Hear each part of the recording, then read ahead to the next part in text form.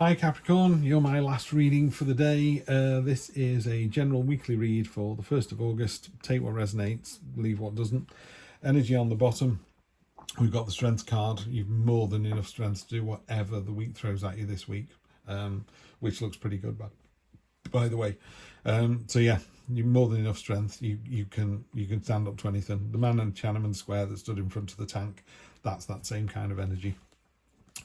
This first card here, this is two swords rubbing against each other. There's a sense of friction and a kind of stalemate, and someone not giving up and someone else not giving up and just bashing heads together. And there's an important message that's getting lost in all of this. And that's doubled down on by this card, which is there is some communication coming in next week, Capricorn, and very butting heads energy, very Capricorn, obviously. But there are lots of messages, but there is one significant message that you don't want to lose in all of that. Make sure you get it. And at the start of the week, you've got this hope, promise, dreams coming true. So that's a fantastic energy to get there. Really pleased to see that. So what I would say is keep an eye out for that message, because you do see it. You do see the important one, and it creates something, some movement. Near future, got the Queen of Wands. She is... I call it the magnetic card. If you walked into a room full of strangers, she'd be the one that you'd be drawn to. This is your energy, by the way. This is you. You're very attractive. You're very flirty, but not flirty as in I'm trying to get myself a partner. Just flirty as in, oh, that's interesting. What do? You know, just general kind of attractive energy. Down at the bottom, you've got the Stay Classy card, the sophisticated card. The Nine of Cups is about she's ignoring predator and prey. She's above all that now. It's like, no, I'm beyond all that. And your headspace is the Queen of Swords. Queen of Swords, she's been hurt before, she's going to be hurt again. She's even impaled one sword through her hand to remind herself of this. She wears a crown of swords, so when she puts them on, she could quite possibly cut herself as well. And it's about, she knows she knows the power of a word. She knows that they can cut through. Just grabbing a drink, guys. Oh, that's better. But she's got all these ideas down at the bottom. She's transforming, she's changing, she's... One of the classic things about the Queen of Swords is she's been hurt before and she knows she's going to be hurt again, but it's not going to stop her from loving. And not in this deck, she's looking the wrong way, but normally in a traditional read, she's looking the other way. She's looking into the future. She's looking above the storm clouds. She's kind of gained that clarity. So you are very aware of the situation this week. So these four cards here, this is your problem. So if you said, oh, this is about my partner, this is about my job, that's the question being answered there, which is don't lose the message, dream big. Yeah, be careful of your words, be careful of saying anything that's too acid, acerbic, too brutish, just be careful of that, and you'll be this lovely magnetic person. That comes from this lovely sense of abundance down here. You're in a good place.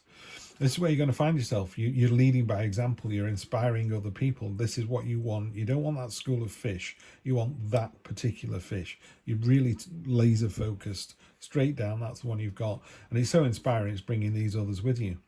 Other people, on the other hand, they're a bit sort of, you need to get out your own head. I think there's a bit of jealousy coming through here. This is a very powerful reading, Capricorn.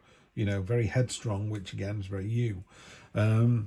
So there's a little bit of jealousy coming in there, but again, it's unfounded. That sword is transparent. It's not really killing the rabbit. It's not really a rabbit. This is just about innocence being lost. It's not blood. Those are rose petals. The whole thing is a dream. Sometimes it could be something of worrying too much. So you're worried about, how people are going to react to this, the words that you say and the way you behave. But that's on them. It's not on you. If you're flirty with people at work to make them have a better day, or for you to have a better day, that doesn't mean to say you're going to leave your partner. It doesn't mean to say there's anything sexual there. You're just being flirty. You're just being vivacious. You're just being attractive and drawing people towards you. If someone misunderstands those signals, that's on them, not on you. You're just being vivacious and attractive and magnetic. Yeah, so just keep doing what you're doing. It's really strong energy, this, and that's why it's making people jealous. The Fool is a hard cut. For me, it's really simple, because I kind of think like the Fool all day, every day. The Fool is this childlike energy, just leaping into the unknown, jumping off a cliff. No burdens, no worries, not a care in the world. It's zero in the tarot, which is, stands for all or nothing. So these are your hopes and fears. You're worried like, oh, what if I do jump in with both feet? Well, what if you do? It always surprises me how people can be so linear about some things, but then not about others. Where you go, well, you know, if you jump on a train and you go, oh, I'm on the wrong train, or I'm on the motorway. I've got on the motorway before now, I've got to tell you, more than once, and gone, oh, I'm heading for Chester. Oh, I'm supposed to be going to Warrington. I need to turn around. That's fine. You know, sat nav now just goes, turn around at your first opportunity. So you get off the motorway, turn around, get back on again. You know, don't worry about if I leap in with both feet, will it be the wrong thing to do? Maybe. But if it is, just then go back round again. You know, don't worry about this. It's the jumping in with both feet that's important, not whether it's right or wrong. And the end of it is just be careful you're not thinking of the past too much. The universe wants to give you a little nudge, a little push in the back, and go, come on, yeah, the previous situation was great, or the history was great, or the past was great. You know, 10 years ago was great. Let's move forward now. It's just giving you a little push forward, which is lovely to see. So I'm liking that. So more than enough strength this week to do whatever you need to do. Watch out for that message. And yeah, you're just very, very attractive, drawing people in. If you are looking for a partner, this is a great week. This is a great week for doing that. Five of Wands, this has turned up a few times in readings, but not yours. This is, could be a rival in love, could be a junior at work. Someone is kind of muddying the waters a little bit, or testing you, or pushing you a little bit. Again, could be the two swords here kind of pushing against each other. You're going, this is the way we do business. And this young Turk has come in and gone, I think we should do it this way. And in your head, you're going, I tried that 7 years ago and it failed miserably. And you don't want to throw them under the bus. You go, we did try that. It wasn't very successful unless something's changed. I'm not sure. And they go, no, it's fine. It's fine. You've got to let people fall, but you don't push them off a cliff.